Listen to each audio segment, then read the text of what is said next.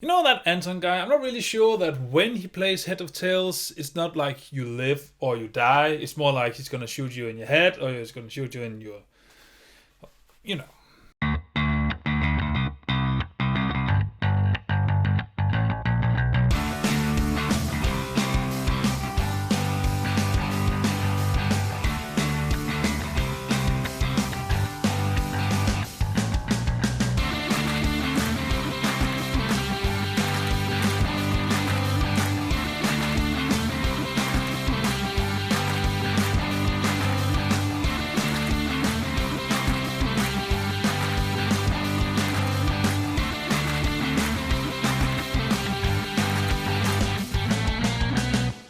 Hello brothers and sisters, my name is Daidarius and welcome to the review of No Country for Old Men. So No Country for Old Men is a highly praised movie that I have never watched before until recently. I know. I call myself a movie fanatic and I haven't watched that movie. Well, I thought there was time that I redeemed myself and, watched the damn thing. So how is it then? Well, first of all, the plot in this movie is quite simple. The villain played by Josh Brolin finds this cartel shootout or the leftover scenes from a cartel shootout where a drug deal went wrong. I mean, there's dead bodies everywhere. They even shot the dogs. Who shoots the dogs? But nonetheless, he finds a lot of money. I think it's $4 million or $5 million or something cash. So he does what everyone would have, takes the cash and bails. Unfortunately for him, there are some guys who want their money back. So they hire the most insane person ever put on screen. I mean, maybe besides the Joker, but he's pretty fucking insane. And that is Anton, played by Javier Bardem. It's this guy. I mean, he kills just because. There's no really reason why he kills people. He just murders people. Nonetheless, Anton wants those 5 or 10 millions or whatever. He wants the money. So now he's coming for the villain with a vengeance. And the villain just trying to, get the money and his wife and himself to safety because Anton is a fucking force of nature.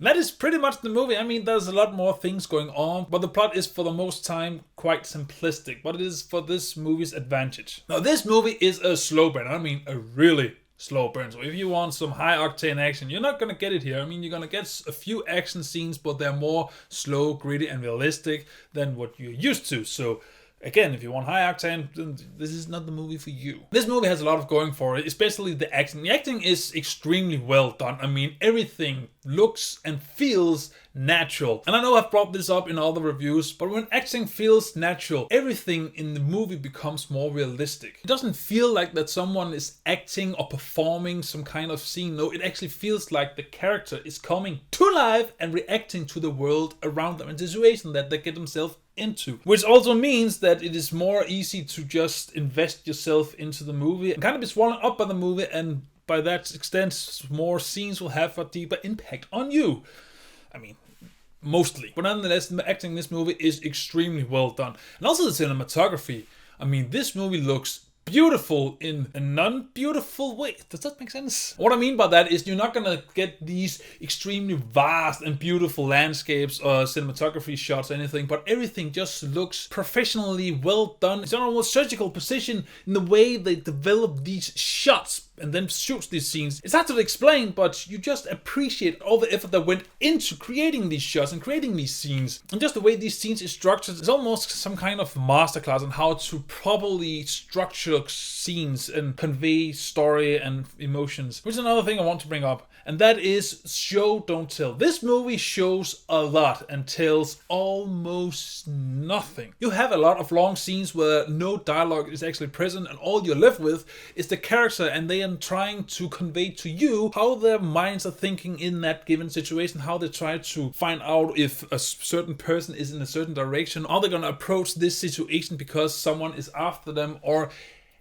just anything. A lot of this movie's runtime is used to portraying these characters' mindset without telling you what their mindset is. So you're kind of thinking the same thing alongside these characters. And that was actually fascinating because a lot of movies, they just flat out tell you, or they have the character tell you how they are thinking instead of just showing you and then let you guess or figure out the way they're thinking. I noticed that I'm using a lot of thinking in this sentence, but you get my point. I just miss those kind of movies that trust their audience to actually follow a long, silent scene. We just get a sense of how this character is thinking. I want more of that. I don't want an overflow of it, but I just want more of it in cinema, because, you know, oftentimes we just force-fed what they're thinking, and I don't need to be force-fed. I mean, I can think for myself. Another thing that I found kind of funny in this movie is the dialogue, because this is a movie directed by the Coen brothers. And I watched this other movie they made called The Ballad of Buster Scruggs.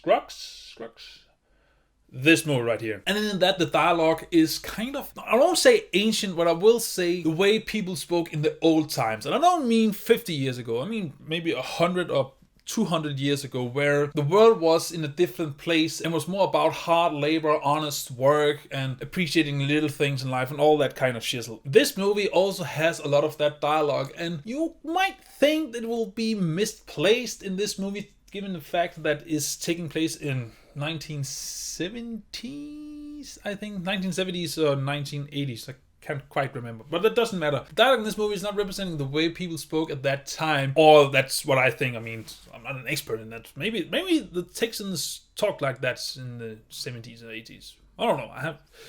Besides the point. But what I mean is that a lot of these lines have given more gravitas and kind of poetry to them since they're speaking in this manner. I mean, I might be wrong. There might be a lot of people still talking like the way they speak in this movie. But I just appreciated the way it just conveyed feeling and beliefs in simple dialogue. And all in all, I just really appreciate this movie, because this movie is just a mastercraft in storytelling and, again, showing but don't tell. What I don't like about this movie might be the pacing, and by that I mean there's a lot of things not happening in the movie, but that is on purpose. But I just feel like there's a lot of scenes could have been just sliced down a bit, and you just trim off the fat, and then we'll be fluent more perfectly and smoothly. But it's just minor details. And then another thing is, I think that a lot of the characters is just misused. I mean, Tommy Lee Jones' character is one of the most interesting characters in this movie, and he's just not really used. I mean, all we really see is him just being just behind Anton, but I just wish there was more to him than just filling time for when we are not following Llewellyn and Anton. But other than that, this movie doesn't really have any downsides to it, unless you don't like a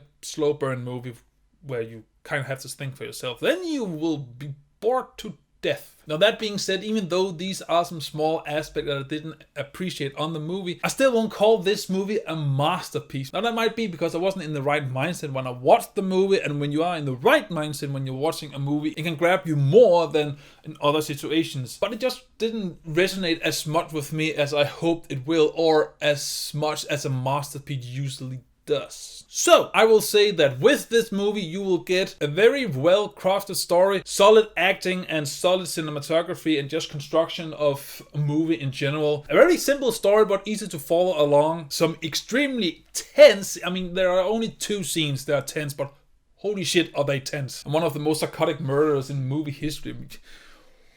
Jesus fucking Christ. But you also get some kind of wasted potential in some characters, and some scenes could have been trimmed down for a more optimized flow for this movie. But all in all, I will say that No Country for Old Men, it is worth watching and worth buying on Blu-ray. So, No Country for Old Men, have you seen it? What did you think about it? And what is your favorite show don't tell movie? I think the first 40 minutes of Wall-E might be mine for now, but then you have the rest of the movie, and that's not so much show don't tell. I mean, they do show and don't tell a lot of things, but then you introduce the humans and then there's a lot of speaking. But whatever you think, comment on me your thoughts. And as always, until I see you in the next video, remember to stay awesome. Bye. How come Woody Harrelson always looked awesome in a cowboy hat and I just look like a buffoon? Motherfucker.